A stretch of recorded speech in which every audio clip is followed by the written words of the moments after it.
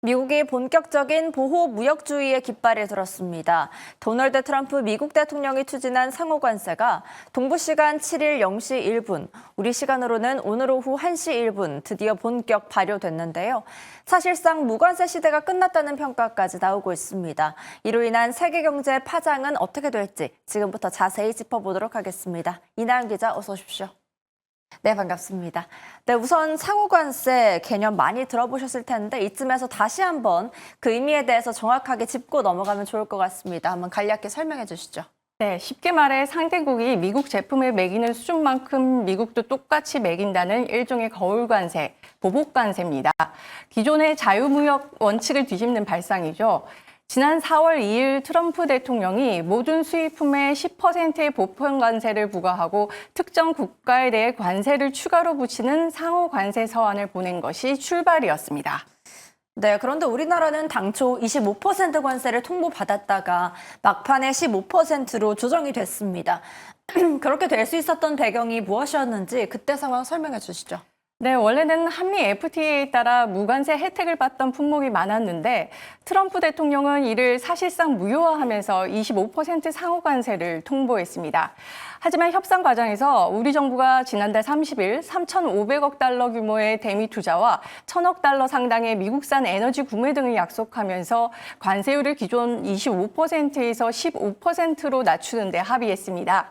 자동차와 철강 등 이미 별도의 품목별 관세가 부과된 제품에는 상호 관세가 아닌 해당 품목별 관세율이 적용되는데 우리나라는 자동차 관세율도 25%에서 15%로 낮추기로 합의했습니다. 우리나라는 미국 시장에서 치열하게 경쟁을 벌이는 일본과 유럽연합, EU에 대해서도 우리와 같은 상호 관세율 15%가 적용된 것입니다. 오늘 구윤철 경제부총리 겸 기획재정부 장관이 취임 이후 처음으로 한국은행을 방문해서 이창용 한은 총재를 만났는데요. 이 자리에서 이 총재가 미국과의 관세 협상에 대해 평가한 발언이 있었습니다. 함께 들어보시겠습니다. 이번에 관세 협정이 그래도 제 생각 개인적인 생각은 한일 입장에서 볼 때는 잘 협정이 돼서 저희 통방 이번 8월 말에 있는데 큰 부담 덜었습니다. 사실 저희 통방 전에 관세가 좀 잘못되거나 그러면 참 어려운 상황이 처할 거로 생각했는데 뭐 어떻게 보느냐에 따라서 많은 다른 견해가 있겠지만 저는 어려운 시점에 굉장히 어려운 일을 하셨다고 생각하고 임명되시자마자 금방 하셔가지고 어려운 일이 많으셨을 텐데 다시 한번 감사드리고 아직 끝난 문제가 아니니까 계속 잘해주실 거라 믿고요. 네, 우리나라는 잘된 협상이라는 평가가 나오고 있는데 일본의 15% 관세를 놓고는 논란이 일고 있습니다. 상호 관세와 기존 관세율을 합해 최대 15%로 제한하는 조치가 이유로만 한정이 되어 있고 일본과 합의했다는 15%는 기존 관세에 추가로 하는 거라는 미국 측 주장이 있다고 하더라고요. 한번 알려주시죠. 네, 일본 정부는 관세율이 15% 미만인 품목은 상호 관세 15%가 적용되고 기존의 관세율이 15%를 넘었던 물품은 상호 관세가 별도로 추가되지 않는다고 설명한 바 있는데요.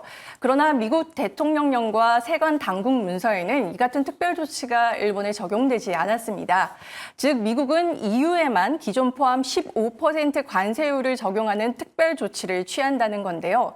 이에 따르면 우리나라도 일본과 마찬가지로 기존 관세율 플러스 15%가 적용됩니다. 그러나 우리나라의 경우에는 FTA로 기존 관세가 사실상 없다시피 한 만큼 큰 영향은 없지만 미국과 FTA를 체결하지 않은 일본에서는 혼란이 일고 있습니다. 결국 EU와 같은 일괄 15%로 생각했던 일본 정부는 미국에 수정을 요구하기로 했습니다. 네, 미국은 아직 상호 관세의 문제를 매듭짓지 못한 일부 국가들과 현재 협상을 진행하고 있는데 특히 문제는 브릭스 국가들이죠. 중국은 물론 브라질, 러시아, 인도 등에 대해선 정치적 또 외교적 압박 수단으로 활용하고 있는 걸로 보이던데 어떻습니까? 네, 맞습니다. 트럼프 대통령은 중국에 대해 한때 관세를 145%까지 부과한 적도 있었고 현재는 오는 11일 관세 휴전이 끝나는 시점을 앞두고 강한 압박을 가하고 있습니다. 브라질의 경우에는 트럼프 대통령과 친분이 두터운 자이르 보우소나르 전 대통령에 대한 정치적 탄압을 이유로 10% 상호 관세에 40% 별도 관세를 부과하도록 행정명령을 내렸는데요. 현재로선 전 세계에서 가장 높은 50%의 관세 부과를 예고하고 있습니다. 러시아엔 오는 8일까지 전쟁을 끝내지 않으면 러시아는 물론 러시아와 거래하는 국가에 대해 2차 관세를 부과하겠다며 초강수를 뒀습니다. 25% 관세 부과를 통보한 인도의 경우에는 러시아산 원유 수입을 이유로 인도에 대한 관세를 상당히 올릴 것이라고 압박하고 있습니다. 남아프리카 공화국은 관세 협상이 타결되지 못해서 상호 관세율 30% 부과를 눈앞에 두고 있습니다. 네, 우리나라에 대한 관세도 또 상호 관세도 아직 끝난 게 아니라고 합니다. 반도체와 의약품의 품목별 관세 부과를 예고하면서 앞으로 올릴 수 있을 것이다라는 얘기도 있는데요. 품목별 관세에 대해서도 알려주시죠. 네, 맞습니다. 트럼프 대통령은 철강, 구리, 알루미늄에 대해서는 이미 50% 관세를 못 박은 상태입니다. 또 최근에는 의약품에도 단기적으로 최대 250%까지 관세를 올리겠다고 예고했습니다. 자동차의 경우에는 우리나라와 일본, EU 등 일부 개별 협상에서 지금까지 적용해온 25%가 아닌 15%의 관세를 부과하겠다며 유연성을 보였습니다.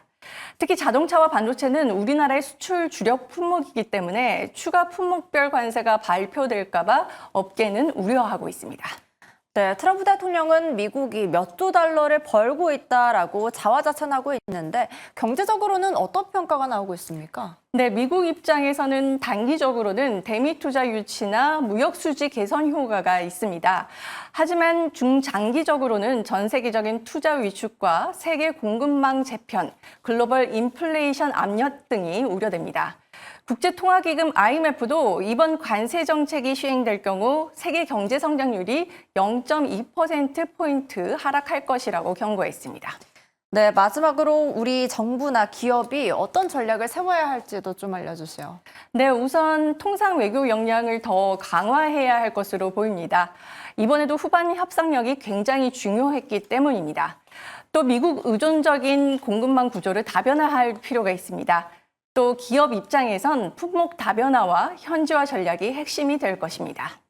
네, 지금까지 이다영 기자와 함께 트럼프 대통령의 관세 정책에 몰고 올 변화와 또 대응 방안까지 살펴봤습니다. 관세는 단순한 수치가 아니라 외교와 경제 힘을 가늠하는 전략 무기라는 점을 다시 한번 느낄 수 있었습니다. 오늘 말씀 감사합니다.